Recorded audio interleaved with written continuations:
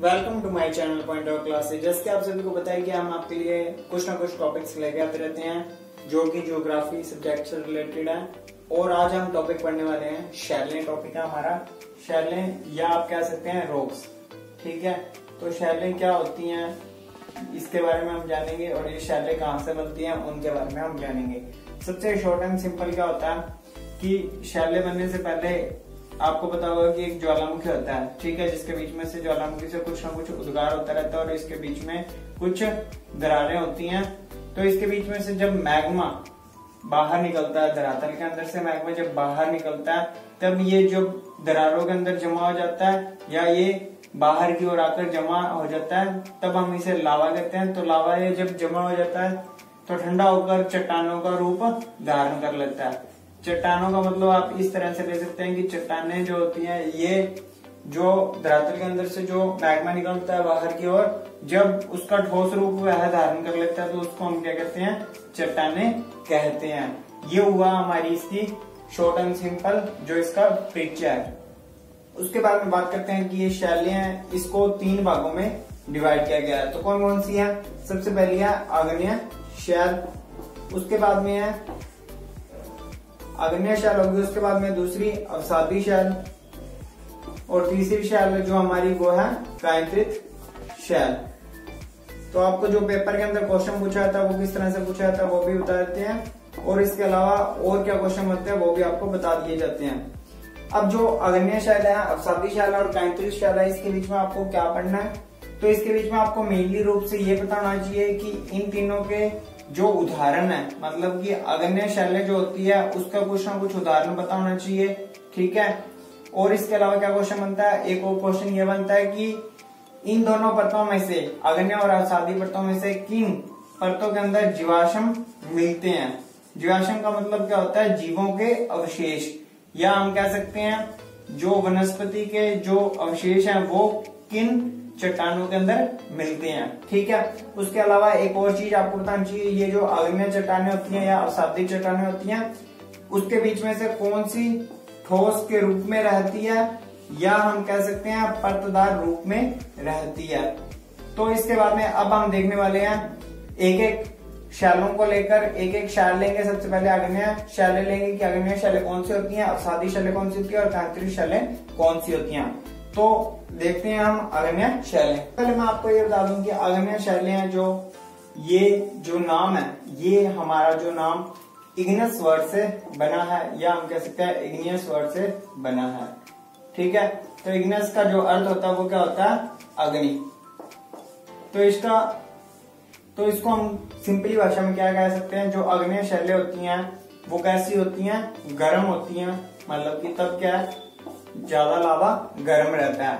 ठीक है, तो अगर आग्नेय शैलें जो गर्म रहती हैं तो गर्म के अंदर जो जीवाश्म है वो नहीं मिलेंगे।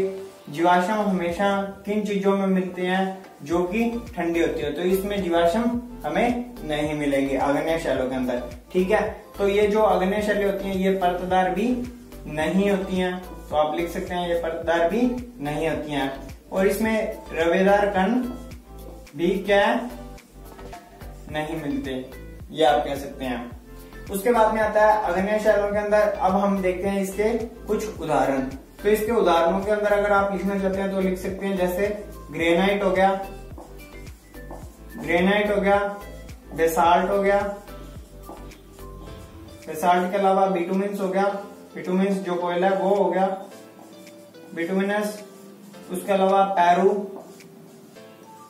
ये आप 3-4 याद कर लें तो ये आसानी से आपको याद हो जाएंगे। ठीक है, तो इसके आपको क्या क्या याद रखना है? एक तो इसमें जीवाश्म नहीं मिलते हैं, परतदार नहीं होते हैं, रवेदार कण नहीं होते हैं। ग्रेनाइट इसके उदाहरण है, बेसाल्ट है, बिटुमिनस और पेरू इसके उदाहरण है। अब ये आग्नेय शैलें होगी। आग्नेय शैलों में क्या होगा कि ये जो है आग्नेय शैलें ये क्या होती हैं? लावा की तरह हम कह सकते हैं, या ये कह सकते हैं कि ये गर्म होती हैं, जिसके कारण इसके बीच में क्या है? जीवाश्म नहीं मिलते हैं। तो इसके बाद में हम देखते हैं ये जो आग्नेय शैलें हैं, ये आग्नेय शैलों के अंदर कुछ, इन शैलों के अंदर प्रकार हम कह सकते हैं, या इसके कुछ आकार हैं।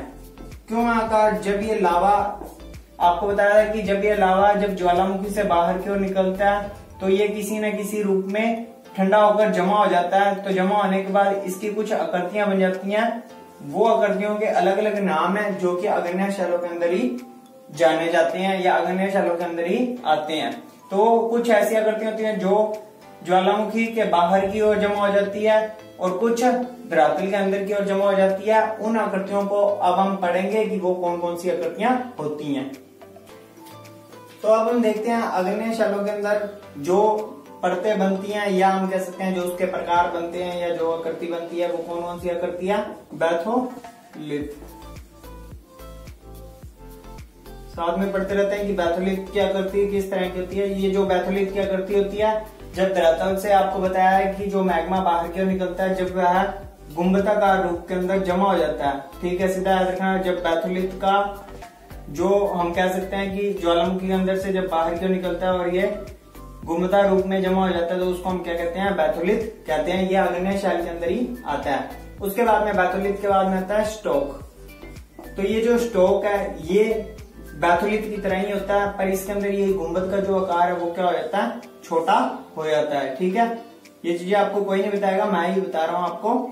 तो स्टोक का पता लग गया कि जब ये गुंबदाकार रूप छोटा हो जाता है तब ये क्या कहलाता है? स्टोक कहलाता है। और ये जब बड़ा होता है तब ये क्या कहलाता है? बैथोलिथ कहलाता है। उसके बाद में अगला जो हमारा वो है सिल।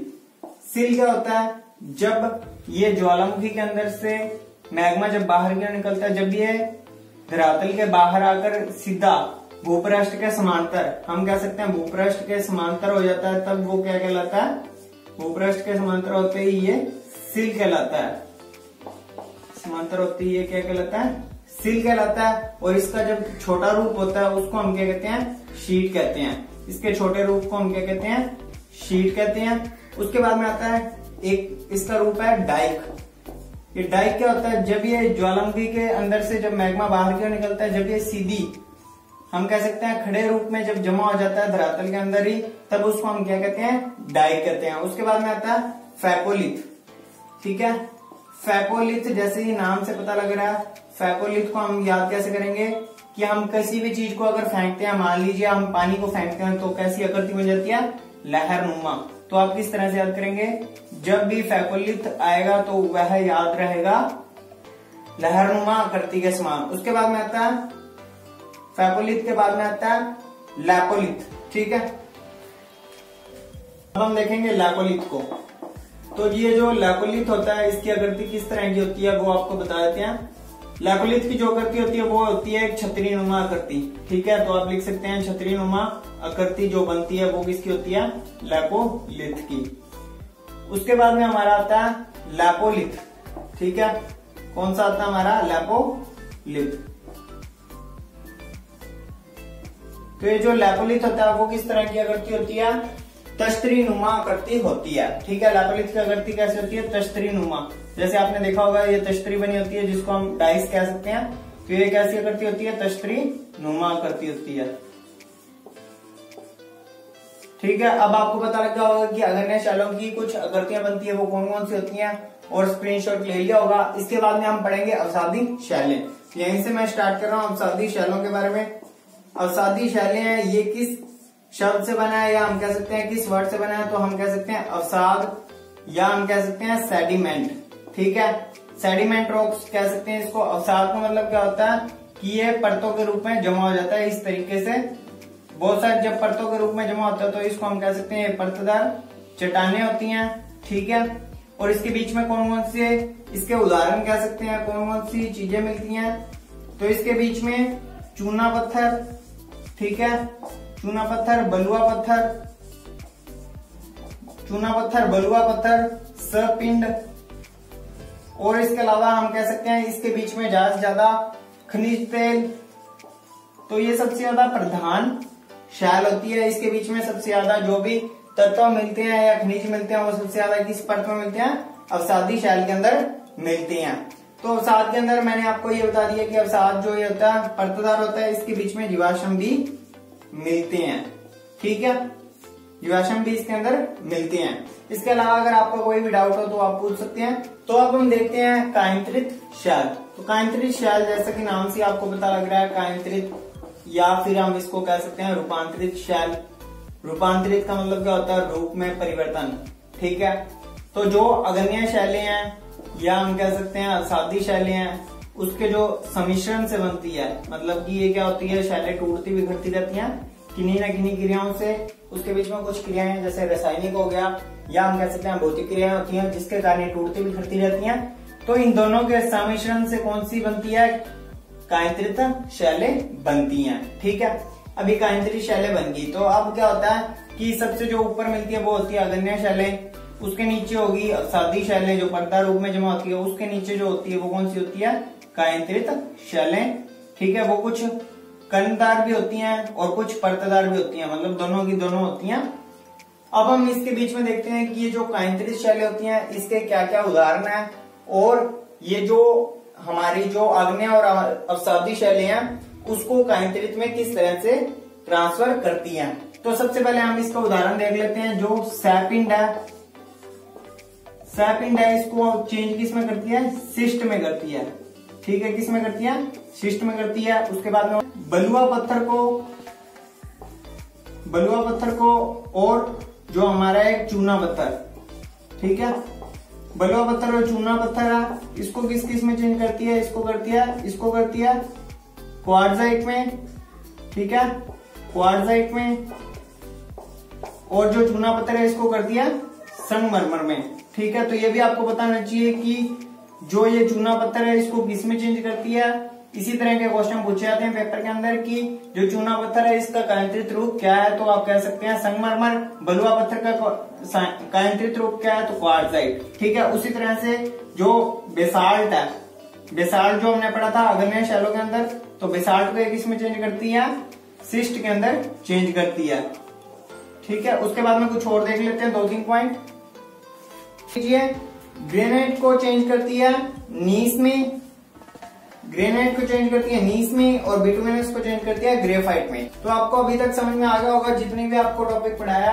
अगर आपको कोई भी टॉपिक के अंदर दिक्कत आती है तो आप हमें कमेंट सेक्शन में पूछ सकते हैं। तो thanks for watching this video, like this video and subscribe my channel. Thank you.